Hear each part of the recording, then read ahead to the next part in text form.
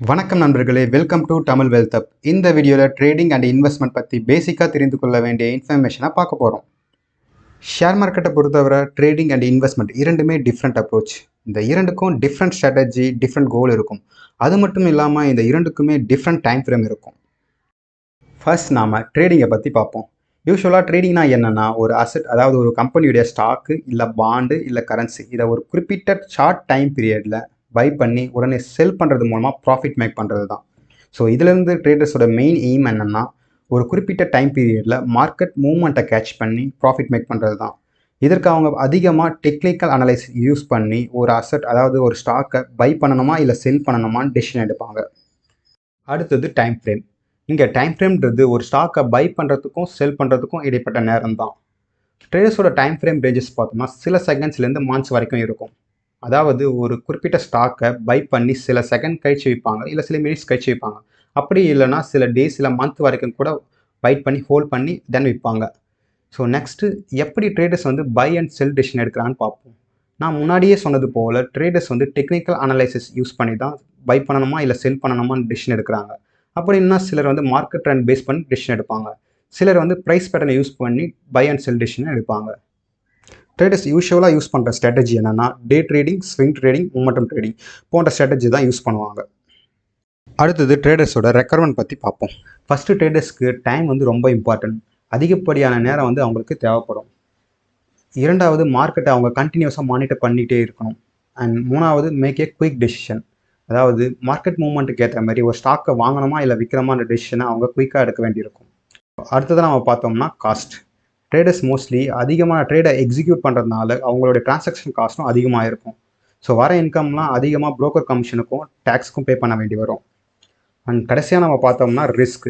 யூஸ்வலாக traders faces the higher risk. ஏன்னா market அடிக்கடி வாலட்டிலிட்டி ஆகும். ஸோ அதுக்கேற்ற போல் டிசிஷன் எடுக்க வேண்டி வரும், இல்லைனா லாஸை ஃபேஸ் பண்ணுவாங்க. இது வரைக்கும் நம்ம ட்ரேடிங்கை பற்றி பேசிக்காக பார்த்தோம். அடுத்ததாக நம்ம பார்க்க போகிறது இன்வெஸ்ட்மெண்ட். இன்வெஸ்ட்மெண்ட்ன்றது ஒரு லாங் டேர்ம் ப்ராசஸ். அதாவது ஒரு இன்வெஸ்டர் ஒரு கம்பெனியோட ஷேரு, பாண்டு இல்லை ரியல் எஸ்டேட் இதை இன்றைக்கி வாங்கி லாங் பீரியட் ஹோல்ட் பண்ணி அதை விற்கிறது தான். இவங்க ஷார்ட் டைம் ப்ரைஸ் ஃப்ளக்சுவேஷனை பற்றி ஒரி பண்ண மாட்டாங்க. ஸோ இன்வெஸ்டரோட எய்ம் என்னென்னா, வெல்த்தை கிராஜுவலாக பில்ட் பண்ணுறது தான். இவங்களுடைய சோர்ஸ் ஆஃப் இன்கம் என்னென்னு பார்த்தோம்னா, ஸ்டாக்லேருந்து வர டிவிடெண்ட்டு, பாண்ட்லேருந்து வர interest payment and price increases. அடுத்தது time frame. Investor long term growth focus பண்ணுறதுனால டைம் ஃப்ரேமும் யூஸ்வலாக ரொம்ப அதிகம். இவங்க ஒரு ஸ்டாக்கை வாங்கி சில இயர்ஸ்லேருந்து டிகேட்ஸ் வரைக்கும் ஹோல்ட் பண்ணி தென் விற்பாங்க. ஸோ அடுத்ததாக நம்ம பார்க்க போகிறது இன்வெஸ்டர் எப்படி டெசிஷன் எடுக்கிறாங்கன்னு பார்ப்போம். First fundamental analysis. ஒரு கம்பெனியுடைய output, balance sheet, P&L, cash flow இதெல்லாம் அனலைஸ் பண்ணி தென் டெசிஷன் எடுக்கிறது. அண்ட் இரண்டாவது இயர்னிங் பொட்டன்ஷியல். ஒரு கம்பெனி இருக்க இண்டஸ்ட்ரியில் ஓவரால் மார்க்கெட் சைஸ் எவ்வளோ, அதுலேருந்து இன்னும் கம்பெனி ரெவன்யூ இன்னும் எவ்வளோ க்ரோ ஆக சான்சஸ் இருக்குது. ஸோ இதை பற்றி அனலைஸ் பண்ணுறது. அண்ட் மூணாவது மார்க்கெட் பொசிஷன். ஒரு கம்பெனி இருக்க செக்டாரில் அந்த கம்பெனி எந்த பொசிஷனில் இருக்குது, அதாவது லீடராக இருக்கா, ஸ்டார்ட் அப்பாக இருக்கா, இல்லை க்ரோவிங் கம்பெனியாக இருக்கான்னு சொல்லிட்டு அனலைஸ் பண்ணுறது. இன்வெஸ்டர் பெரும்பாலும் வேல்யூ இன்வெஸ்டிங் ஸ்ட்ராட்டஜி இல்லை பை அண்ட் ஹோல்ட் ஸ்ட்ராட்டஜி தான் யூஸ் பண்ணுவாங்க.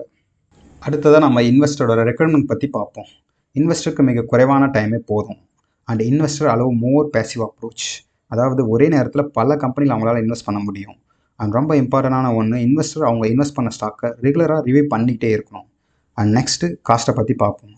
இன்வெஸ்டர் ஒரு ஸ்டாக்கை வாங்கி லாங் பீரியட் ஹோல்ட் பண்ணி விற்பதுனால அவங்க லோவர் டிரான்சாக்ஷன் தான் பண்ணுறாங்க.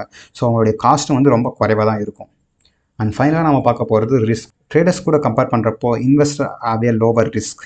ஏன்னா அவங்க டைம் பீரியட் ரொம்ப அதிகம். இன்வெஸ்டர் அவங்க ரிஸ்க்கை டைவர்சிஃபைட் பண்ணுறது மூலமாக ரெடியூஸ் பண்ணுறாங்க. அதாவது ஒரே கம்பெனியில் இன்வெஸ்ட் பண்ணாமல் பல கம்பெனியில் அவங்க இன்வெஸ்ட் பண்ணுறது மூலமாக அவங்க ரிஸ்க் குறையுது. இந்த வீடியோ உங்களுக்கு ரொம்ப யூஸ்ஃபுல்லாக இருக்கும்னு நான் நம்புகிறேன். இந்த வீடியோ உங்களுக்கு பிடிச்சிருந்தால் லைக் பண்ணுங்கள், ஷேர் பண்ணுங்கள் அண்ட் மறக்காமல் சப்ஸ்கிரைப் பண்ணுறேங்க. தேங்க்ஸ் ஃபார் வாட்சிங்.